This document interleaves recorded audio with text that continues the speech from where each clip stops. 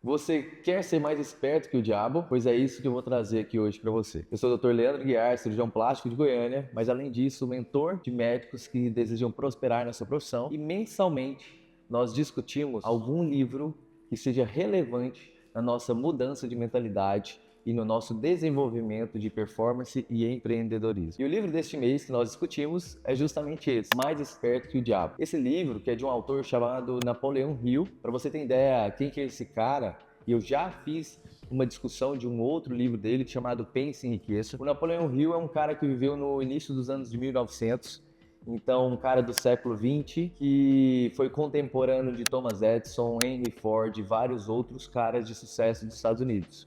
E o que ele trouxe naquele primeiro livro chamado Pense em Riqueza é que depois de estudar inúmeros caras de sucesso, ele realmente estabeleceu uma regra para que a gente possa ter objetivos definidos e a gente possa alcançar nossos objetivos, sejam eles financeiros ou não. Então, aquele livro Pense em Riqueza fala muito sobre isso.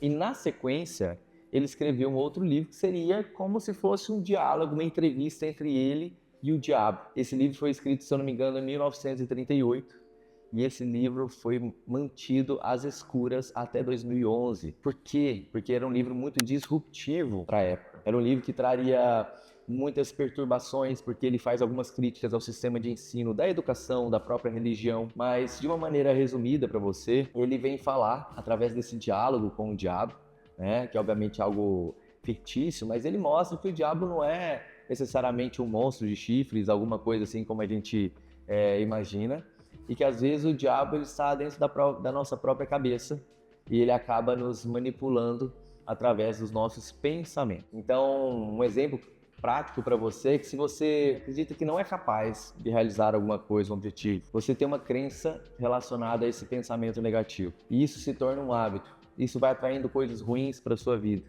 E aí você entra num ritmo de só acreditar que você não é capaz, de só pensar coisas ruins, como se o diabo estivesse falando na sua cabeça e dominando a sua vida. Por outro lado, então, esse diálogo traz o que a gente deve ter para a gente fugir desse diabinho que fica falando aqui na nossa cabeça diariamente. Esses questionamentos, essas inseguranças, esses medos. E ali ele traz alguns passos. Um passo, por exemplo, é a gente realmente ter um propósito forte que vai nos guiar rumo ao nosso objetivo.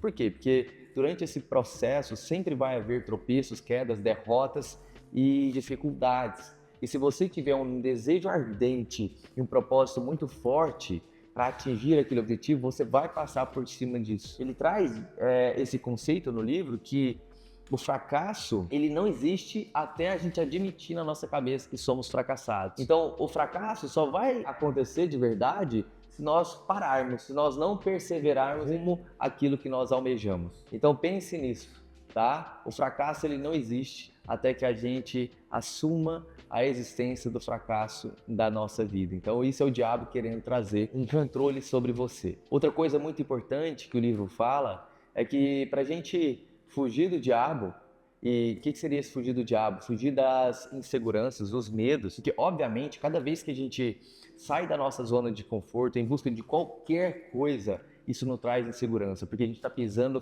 num terreno que a gente ainda não conhece. Então, nós não fomos criados para sermos felizes, mas para sermos confortáveis. Tudo que tira da zona de conforto a gente tende a procrastinar. E o diabo nos ensina isso, que ele adora a procrastinação e a alienação. Quanto mais nós formos procrastinadores, mais nós seremos alienados, fazendo tudo que a massa faz, tudo que as outras pessoas esperam, mas tudo que nós não queremos fazer, tudo que as outras pessoas esperam e esquecendo o que nós precisamos fazer para que a gente realmente tenha sucesso e prosperidade na nossa vida. E qual que é o antídoto? O livro traz para procrastinação, para alienação, para insegurança, para os medos, é a fé. E a fé aqui, ele traz um conceito de fé que vai, além desse conceito religioso, e eu valorizo bastante, até porque eu sou cristão, mas ele traz um conceito de fé que é o quê? É você criar uma crença dentro de você, você conseguir de alguma maneira trabalhar o seu subconsciente para que você fielmente acredite que você vai chegar onde você quer. A partir daí, você com toda a fé do mundo, você deixa de ter medo, porque você sabe que você já chegou lá, é só uma questão de tempo. Então, como que você cria a sua própria fé? Você pode autossugestionar-se. O que é isso, né? Então imagino que eu desejo morar numa casa, numa mansão, e eu começo a pensar nela com o seu telhado, com as suas janelas, com os seus cômodos, quantos carros e quais carros na garagem. Eu começo a descrever na minha cabeça aquilo que eu quero. Mas além disso, eu começo a escrever o que eu quero atingir. Eu leio aquilo na hora de dormir, leio aquilo na hora de acordar. E todos os dias eu vou dizendo para mim que aquilo aconteceu. O nosso subconsciente ele não sabe entender o que é presente, passado ou futuro. E ele não sabe diferenciar o que é imaginário só da nossa mente e o que já aconteceu, o que é real. E se eu repetir isso várias vezes para mim mesmo, eu vou criar para o meu subconsciente a certeza de que aquilo é meu. Já estou em posse daquilo. Eu co-criei algo.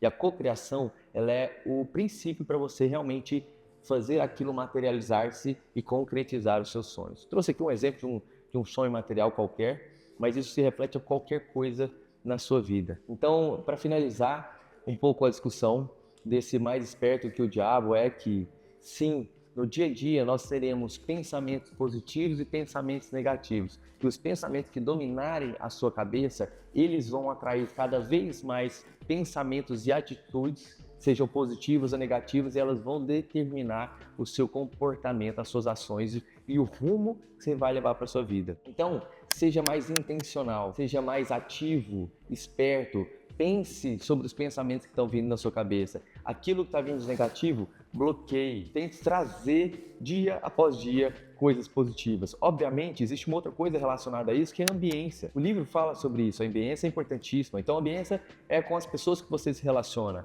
E as pessoas que você se relaciona, que você escolhe, não são necessariamente os seus familiares. Aqueles já vieram por conta de um laço sanguíneo, mas as poucas pessoas que você selecionar a dedo para crescer com você na sua vida não podem ser pessoas negativas. Fujam. O ambiente, de uma maneira geral, ele é muito mais propenso a ser negativo do que positivo.